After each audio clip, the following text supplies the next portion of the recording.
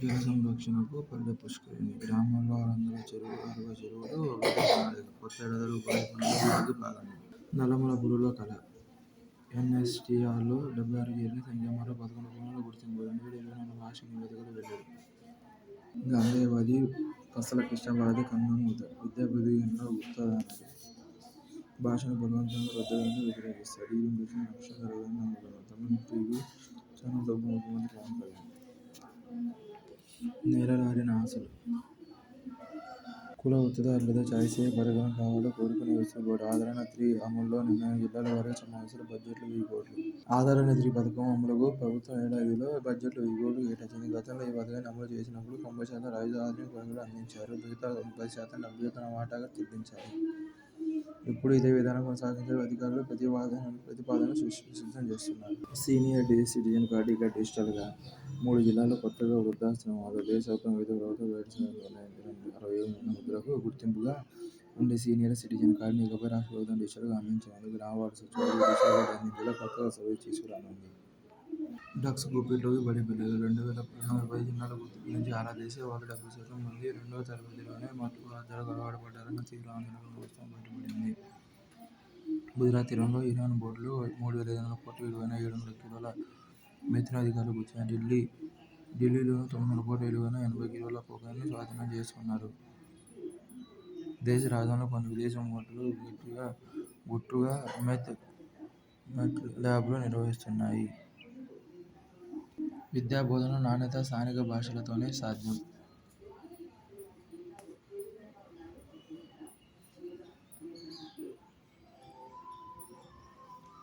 మాతృభాషను తప్పని చేయకుండా చేస్తున్న విజ్ఞాన, సాంకేతిక శాస్త్రాలు, ఇంజనీరింగ్, గణితం, వైద్యం వంటి వాటిని అమ్మ భాషలో బోధిస్తూ ఆంగ్లంలోనూ చదువుకోవడానికి వీలు కల్పిస్తున్నాయి. శాస్త్ర, సాంకేతిక, పరిశోధన రంగాల్లో ఐరోపా దేశాలు అభివృద్ధి పథంలో సాగడానికి ఈ విధానం తోడ్పడుతుంది. 2000 యునెస్కో 2024 నిర్వహించిన సర్వే ప్రకారం ప్రపంచ జనాభాలో సగభాగం 2 భాషల ప్రావీణ్యం సంపాదించింది. కొందరు 2 కన్నా ఎక్కువ భాషలు మాట్లాడుతున్నారు. బహుభాష ప్రావీణ్యాన్ని సంపాదించిన శాస్త్ర, సాంకేతిక, పరిశోధన రంగాల్లో అధిక శాతం మంది ఆంగ్లంపై ఆధారపడక తప్పట్లేదు. ఈ నేపథ్యంలో మాతృభాషను సంరక్షించుకుంటూ ప్రపంచవ్యాప్తంగా ఉపాధి అవకాశాలను చేజించుకోవడానికి బహుభాషా విద్య వరంగా మారింది.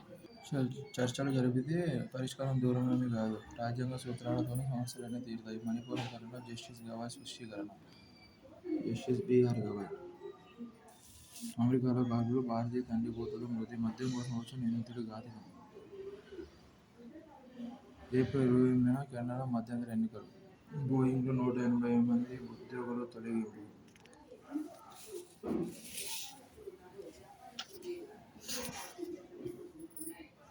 ఐదు చైనా ఉత్పత్తులపై యాంటీ డంపింగ్ సుంకం.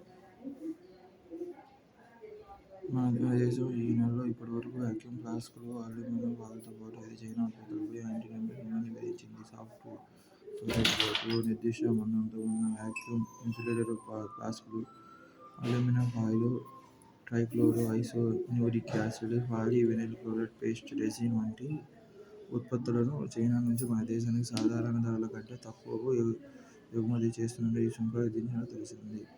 సాఫ్ట్ ఫెర్రైట్ కోర్లు, vacuum insulated flask, trichloro isocyanuric acid దిగుమతులకు విధించిన సుంకాలు 5 సంవత్సరాల పాటు ఉంటాయని రెవెన్యూ శాఖకు చెందిన కేంద్ర పరోక్ష పన్నుల ప్రశాసన మండలి వేర్వేరు నోటిఫికేషన్లలో పేర్కొంది. 2023-2024లో పీఎస్బీల డివిడెండ్ 27,830 కోట్లు. 37 మందిలో క్యాన్సర్ అనుమానిత లక్షణాలు. బలబద్ధ ధోరణిలో కొనసాగుతున్న వైద్య సేవలు. నేడు నిర్ధారణ పరీక్షకు నిపుణుల బృందాల రాక. బిక్కవోలు. క్యాన్సర్ బాధిత కేసులు ఎక్కువగా నమోదవుతున్న తూర్పుగోదావరి జిల్లా బిక్కవోలు మండలం